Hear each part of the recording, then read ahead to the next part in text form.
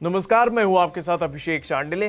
बात करेंगे हरियाणा चुनाव के नतीजों की। लोकसभा चुनाव में कुछ अच्छे नतीजों के बाद राहुल गांधी और कांग्रेस को उम्मीद थी कि हरियाणा का विधानसभा चुनाव वे जरूर जीतेंगे, पर अति आत्मविश्वास और प्रदेश में आपसी खींचतान की वजह से शायद कांग्रेस को मनमाफिक परिणाम नहीं मिल पाया, जिसका खामियाजा कांग्रेस को देश के अन्य राज्यों में होने वाले विधानसभा चुनाव में भी उठाना पड़ सकता है। चलिए समझते हैं आखिर कैसे।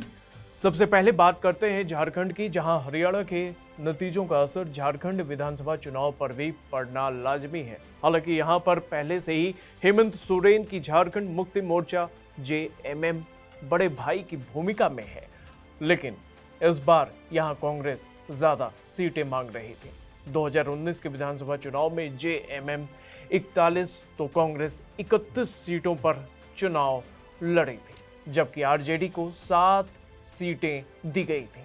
31 सीट लड़कर भी कांग्रेस महज 16 सीट पर ही जीत हासिल किया था।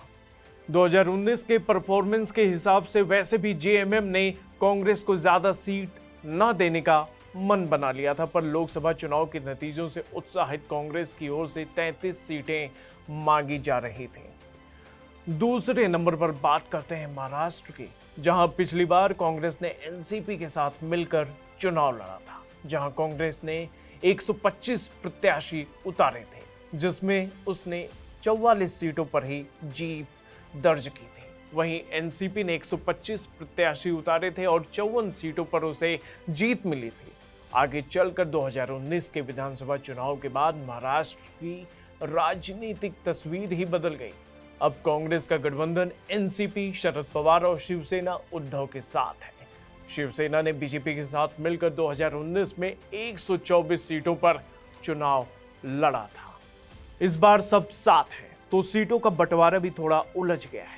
तीनों दलों में सबसे ज्यादा सीट लेने की होड़ सी मची है। कांग्रेस को उम्मीद थी कि अगर वह हरियाणा का चुनाव जीतेगी तो उसकी बार्गेनिंग पावर बढ़ जाएगी, लेकिन अब हरियाणा में मिली हार ने कांग्रेस को बैकफुट पर लाकर खड़ा कर दिया है। इस मौके का फायदा उठाकर शिवसेना उद्धव फ्रंट फुट पर आ गई है और कांग्रेस को यह बताने लगी है कि बिना सहयोगियों के कांग्रेस कभी भी बीजेपी को नहीं हरा सकती। अब हरियाणा में बीजेपी से हार का असर कांग्रेस को महाराष्ट्र और झारखंड के साथ साथ उत्तर प्रदेश के उपचुनाव में भी उठाना पड़ सकता है, जहां हरियाणा के नतीजों से पहले 10 सीटों पर होने वाले उपचुनाव को लेकर भी कांग्रेस और सपा में एक तरह से तलवार खिंची हुई थी। कांग्रेस 5 सीटें मांग रही थी। अब हरियाणा में हार के बाद कांग्रेस के सामने सबसे बड़ी मुश्किल यह है कि वह किस मुंह से सीट मांगेगी। और बड़ी बात यह है कि कांग्रेस ने समाजवादी पार्टी यानी अखिलेश यादव को हरियाणा में यह कहते हुए सीट देने से मना कर दिया था कि यहां उनका जनाधार नहीं है। अब इन सारी परिस्थितियों के बीच आने वाले अलग अलग राज्यों के विधानसभा चुनाव में ये देखना दिलचस्प रहेगा कि इंडी अलायंस का आपसी तालमेल कैसा रहने वाला है, क्योंकि इस गठबंधन की मजबूती ने ही लोकसभा चुनावों में बीजेपी को बैकफुट पर लाकर खड़ा कर दिया था।